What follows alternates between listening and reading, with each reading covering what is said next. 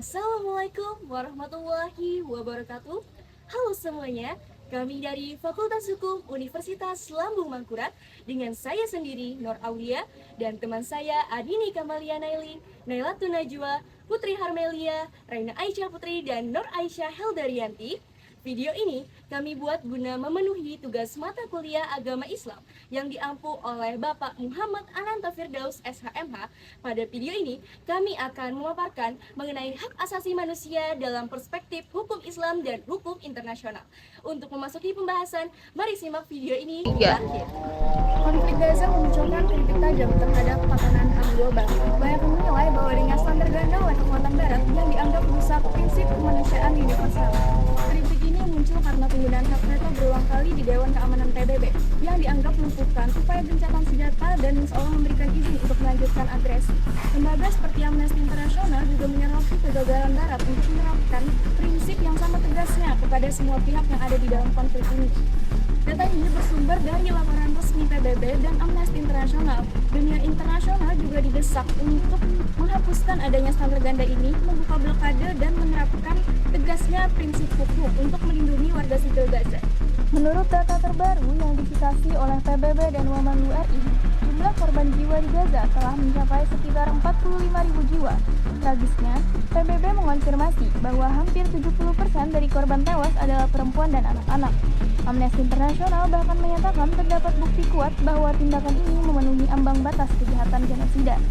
Situasi diperparah oleh blokade total yang ketat. Lembaga HAM menuduh ada penggunaan kelaparan sebagai senjata perang dengan Israel membatasi akses makanan, air, dan bantuan. OCHA PBB melaporkan lonjakan drastis malnutrisi. Hingga 2025, ratusan anak telah dirawat karena kekurangan gizi akut. Saya di sini akan menjelaskan bagaimana sih pandangan hukum internasional terhadap konflik di Gaza dalam mengungkap standar ganda antara hukum internasional, hukum Islam dan Barat terhadap konflik di Gaza. Hukum internasional sendiri menetapkan sebagai hak hidup sebagai hak yang paling mendasar dan melarang untuk menargetkan atau membunuh warga sipil yang ada di Gaza. Namun, berbagai laporan menyatakan bahwa ribuan warga sipil, termasuk anak-anak, telah menjadi korban. Hal ini menunjukkan begitu besarnya jarak yang terjadi antara hukum dan kenyataannya di lapangan sendiri. Konvensi Jerman telah mengatakan bahwa fasilitas seperti rumah sakit, sekolah, tempat ibadah, dan infrastruktur lainnya dilarang untuk dijadikan target untuk serangan. Namun, berbagai lembaga kemanusiaan telah melaporkan bahwa justru fasilitas nilai yang sering dijadikan target serangan oleh para sekutu barat. Dari pernyataan ini sering muncul berbagai pertanyaan, salah satunya, mengapa negara-negara yang mengklaim dirinya sebagai penjaga HAM bisa cenderung memberikan respon yang lambat, bahkan tidak merespon apapun yang telah terjadi pada konflik Gaza saat ini. Termasuk pemblokiran kebutuhan dasar bagi seluruh warga Gaza. Blokade yang membatasi makanan, air, listrik, dan obat-obatan yang sudah terjadi selama bertahun-tahun kepada seluruh penduduk Gaza ini sangat dekat dengan definisi hukuman kolektif. Tetapi mekanisme penegakan hukum internasional sangat lemah, bahkan sanksi tidak pernah benar-benar dijalankan. Lalu, bagaimana dengan pandangan International Criminal Court? Pada International Criminal Court, pasal 6 dalam Statuta Roma telah menjelaskan tentang genosida.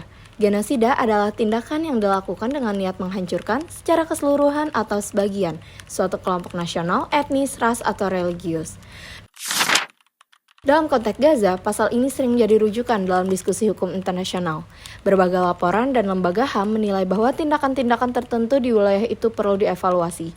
Apakah memenuhi unsur genosida sebagaimana didefinisikan pada pasal 6? Apakah ada pola tindakan, dampak luas terhadap populasi sipil, serta apakah terdapat niat yang dapat dibuktikan secara hukum? Mahkamah Pidana sebenarnya memiliki dasar hukum untuk mengadili kejahatan perang di Palestina. Namun, prosesnya akan sangat lambat, bahkan seret akan tekanan politik, terutama dari negara-negara bagian barat. Bagian inilah yang memperlihatkan bagaimana sih penegakan HAM internasional menjadi sangat selektif, yang menggambarkan jelasnya standar ganda, hukum dan HAM yang diterapkan keras pada sebagian negara, namun menjadi sangat lemah dan longgar apabila yang pelakunya sendiri adalah sekutu barat. Bagian inilah yang membuat banyaknya negara muslim menilai bahwa HAM versi barat sering tidak konsisten, bahkan terkesan tidak adil apabila pelakunya sekutu barat. Akan tetapi sebaliknya, dalam pandangan Islam sendiri, Pelarangan kezaliman dan perlindungan warga sipil akan tetap menjadi hukum yang bahkan tidak pernah berubah mengikuti konsekuensi politik. Dengan demikian, analisis hukum internasional tidak hanya mengungkap pelanggaran yang serius, akan tetapi menunjukkan perbedaan tajam antara HAM Barat dalam penerapannya, serta bagaimana nilai-nilai Islam justru menawarkan konsistensi moral yang sering tidak ditemukan dalam sistem internasional saat ini. Pada konflik Palestina, khususnya pada jalur Gaza, bukanlah konflik yang bisa kita anggap remeh. Pada laporan OCH per 3 April tahun 2005 menunjukkan bahwa korban jiwa telah mencapai 50.523 jiwa dan diantaranya 15.613 adalah anak-anak. Konflik ini bukan bisa disebut sebagai konflik militer ataupun konflik politik karena melibatkan warga sipil, tapi ini adalah genosida atau penjajahan yang terjadi antara Israel dan Palestina. Pada konflik ini, dalam pandangan hukum Islam menunjukkan ini melanggar dua prinsip, yaitu dalam tujuan syariah atau maqasid al-syariah, yaitu adalah hak aliyah dan hak adil, hak kehidupan dan hak beragama. Hak aliyah atau hak kehidupan adalah salah satu tujuan syariah untuk menjaga keselamatan dunia dan menolak kerusakan. Hak ini menjaga hak untuk setiap orang tentang hidup. Allah berfirman, yaitu pada surah Al-Maidah ayat 23 tentang barang siapa yang membunuh orang tanpa alasan yang benar, maka ia seakan-akan telah membunuh seluruhnya. Ayat ini menegaskan bahwa Allah sangat melindungi nyawa manusia, dan kita lihat pada situasi Gaza saat ini bahwa banyak warga sipil yang tidak bersalah dengan pembunuhan tanpa pandang bulu, memblokade bantuan kemanusiaan, serta pemboman tempat pemukiman. Situasi itu tersebut sangat melanggar hak kehidupan dalam hukum Islam. Hak adil, hak beragama, di mana Allah membebaskan setiap umatnya untuk menolak agamanya masing-masing. Terdapat surah Al-Baqarah ayat 295. Ayat tersebut menegaskan bahwa setiap umatnya bebas untuk menolak agamanya masing-masing. Dan Allah juga mengharamkan untuk menghancurkan tempat ibadah masing-masing, karena tempat ibadah adalah tempat orang untuk berkunjung pada tempatnya. Prinsip keadilan dalam Islam juga diterapkan Allah pada surah Al-Maidah ayat 58, yaitu wahai orang-orang yang beriman, jadilah kalian penegak keadilan karena Allah menjadi saksi. Dengan adil, kita tahu bahwa Allah juga menegaskan keadilan ada kewajiban moral dan spiritual, hak-hak dalam kemanusiaan rakyat Palestina. Ketidakadilan, penjajahan, dan kekerasan terhadap warga Palestina adalah hal yang sangat melanggar dalam maqasid al-syariah yang sangat wujud utamanya untuk melindungi keselamatan dunia dan menolak kekerasan. Jadi mohon izin Bapak, ini kami akan tanya 3 pertanyaan aja Pak. Nah, secara umum dulu, kalau boleh tahu dalam pandangan Bapak, gimana sih definisi pelanggaran HAM yang paling relevan lah untuk menggambarkan situasi di Gaza saat ini?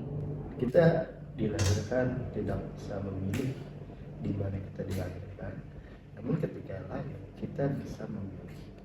Nanti kita mati dalam keadaan seperti apa, dan kita hidup bagaimana menjalani hidup, termasuk di dalam hal berkeyakinan beragama. Kalau kita memilih dan kita mencari jawabannya sendiri, Bapak rasa tidak bakalan ada lagi orang yang melakukan diskriminasi HAM, ya kan, melakukan genosida segala macam. Bapak merasa salah satu tindakan dari kawan-kawan Zionis Israel itu adalah salah satu bentuk nyata yang pernah ditularkan oleh kitab suci Al-Quran. Ya kan, bahwa di Al-Quran itu sudah diterangkan nanti para anak Bani Israel akan merebut tanah Palestina. Ya kan? Mereka melakukan itu, berarti ayat suci Al-Quran pun mereka meyakini. Dan yang bakal ketahui, para Zionis Israel itu juga membaca Al-Quran. Dia kan menganggap nanti suatu saat kiamat dan segala macam itu sudah ada di dalam Al-Quran. Mereka melakukan itu. Kenapa? Karena mereka pun yakin bahwa Al-Quran itu benar. Itu bagian orang yang harusnya ya berpikir bahwa rokok ini kita melanggar HAM. Kawan-kawan yang ingin udara sehat juga, kita memikirkan genosida Palestina segala macam, tapi sambil merokok misalnya kan, apa bedanya? Cermin dulu ke dalam diri, apakah kita sudah adil terhadap diri kita kah atau belum? Apakah diskriminasi HAM kita terhadap diri kita itu tanpa kita sadari, ya, gitu. Ya, nah Setelah itu yang kalian lakukan sebagai mahasiswa adalah kalian harus bisa melibatkan diri lah. Ya, kalau kita bicara masalah HAM, sebenarnya HAM itu kita dari lahir pun memiliki HAM. HAM-nya apa? HAM dalam seorang ibu mendapatkan asupan, ibu kita tuh dapat asupan makanan sehat, itu HAM kita sejak dalam perut, ya kan? Ketika lahir kita dinafkahi oleh bapak, lalu ketika kalian sudah beranjak dewasa, HAM kalian mendapatkan pendidikan dari orang tua, meskipun di atasnya lagi dia tanggung jawab negara dalam melakukan pendidikan yang baik. Karena jadi ya itu harus kalian temukan hakikat diri kalian. Misalnya aku ini hidup buat apa sih? Ya kan? Kita semua hidup. Ya kan? Kata istilah filosof cogito ergo sum. Apa artinya? Aku berpikir maka aku ada. Itu René Descartes, filosof dari Prancis. Itu menandakan apa? Setiap manusia itu boleh hidup. Setiap manusia memiliki hak untuk merdeka. Lalu bagaimana cara mendapatkannya? Kita tidak cara berpikir. Kita berpikir, kita anggap kita sudah merdeka. Kita lihat ada beberapa pihak yang perlu kita tolong. Maka kita memiliki akses, kita memiliki pikiran itu. Kita sebagai mahasiswa hukum tahu, oh kita menolongnya dengan cara mulai tulisan, ya kan? Atau mulai kenal atau terlibat di dalam suatu organisasi kemahasiswaan, organisasi kemanusiaan, ya kan? Kita harus minimal tanggung jawab dengan diri kita. Kalau kita bisa bertanggung jawab dengan diri kita menemukan hakikat hidup itu apa yang kau pilih ini, apakah memang dasar pilihan atau tidak. Setelah di dalam fase itu kalian lewati, lalu fase berikutnya kalian harus bisa sebaik-baiknya manusia dalam bermanfaat bagi manusia lainnya, kan? Kalau istilah hadis itu kan apa? Khairun nas anfa'uhum linnas, ya kan? Nah, jadi kita bisa bermanfaat baik pada bagi manusia. Akhirnya kita ada yang harus diri atau harusnya menginginkan atau mendamaikan seperti orang-orang Palestina. Kenapa? Mereka insya Allah dalam keadaan itu mereka itu menghakimi mereka ikhlas dalam keadaan hidup yang memang sudah dijanjikan. Karena setiap manusia pasti mati. Lalu kita bisa memilih mati dalam keadaan apa? Kalau nggak orang di Palestina mati dalam keadaan sakit. Ya kan? Bahkan ada yang bapak baca berita salah satu korban ganja itu kan meminta dirinya keluar, selalu memakai satu hubungan. Kenapa? Karena apabila suatu saat aku dibom, aku dibunuh, orang-orang menemukan jenazahku dalam keadaan tertutup. Dia saking tingginya tauhidnya kepada Tuhan, dia tidak pernah genosida itu menyatakan kenapa sih aku lahir sebagai bangsa ganja, kan enggak. Mereka malah bersyukur gitu, nah aku hidup sementara aja dan aku dilahirkan, aku dipilih di tempat yang mati sakitnya itu itu yang sebenarnya harus kita pahami, ya kan? Kita kita mau kasihani kawan-kawan di Palestina, tapi sebenarnya yang perlu dikasihani itu adalah kita yang merdeka, kita hidup bebas, kita memiliki keleluasaan di dalam menjalankan keluarga segala macam, juga sama dengan mereka, kan kita kalah dalam. Bagi saya, kemanusiaan di Gaza berarti melihat manusia sebagai manusia, bukan angka. Setiap nyawa yang hilang adalah alarm keras bahwa dunia gagal menjaga martabat manusia. Bagi saya, keadilan berarti memberikan suara pada pihak yang dipaksa diam. Gaza memberitahu bahwa diamnya dunia menjadi bagian dari suatu masalah. Bagi pandangan saya pribadi sendiri, kemanusiaan adalah hal yang sangat sederhana. Setiap nyawa adalah hal yang sangat berharga. Akan tetapi, ketika kita melihat di Gaza sana sendiri, semua hal itu seperti tidak ada artinya. Dunia soal apa, melihat atau tidak yang telah terjadi di sana. Kemanusiaan dan keadilan semua itu adalah hal yang beriringan dan tidak boleh digada-gadakan. Gaza menunjukkan bahwa kedua nilai itu masih jauh dari kenyataan. Maka dari itu kita harus tetap bersuara. Menegakkan keadilan untuk Gaza adalah menegakkan kemanusiaan untuk seluruh dunia. Penderitaan saudara kita di Gaza tidak ada tanda-tanda penyelesaian untuk saat ini, dan maka dari itu tetaplah kita bersuara untuk kemerdekaan saudara kita yang ada di Palestina. karena diam adalah bentuk pengkhianatan. Bagi saya, keadilan adalah menghentikan ketidakadilan yang sudah terlalu lama dibiarkan. Tidak ada alasan yang dapat membenarkan penderitaan warga sipil, apalagi anak-anak.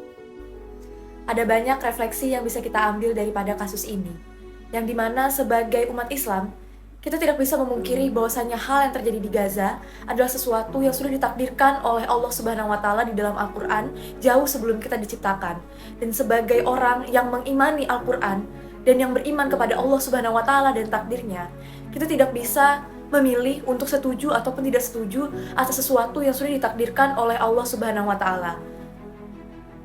Namun, sebagai manusia biasa, kita pun tentu saja memiliki rasa empati.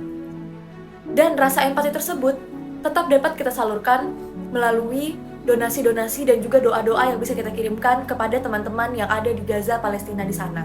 Dan sebagai mahasiswa hukum, tentu saja kita memang betul mempunyai tanggung jawab untuk menegakkan HAM atau hak asasi manusia.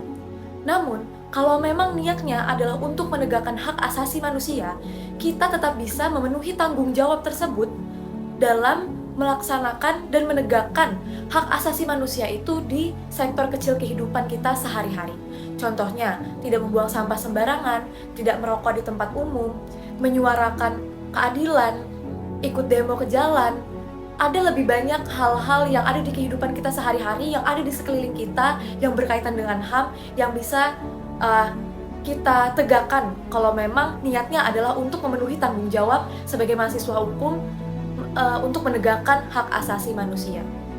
Namun juga di lain daripada itu, teman-teman sekalian, mari kita sama-sama berdoa meminta kepada Tuhan untuk yang terbaik untuk saudara-saudara kita yang ada di Gaza, Palestina sana. Semoga kita semua selalu dalam lindungan dan juga rahmat. Terima kasih.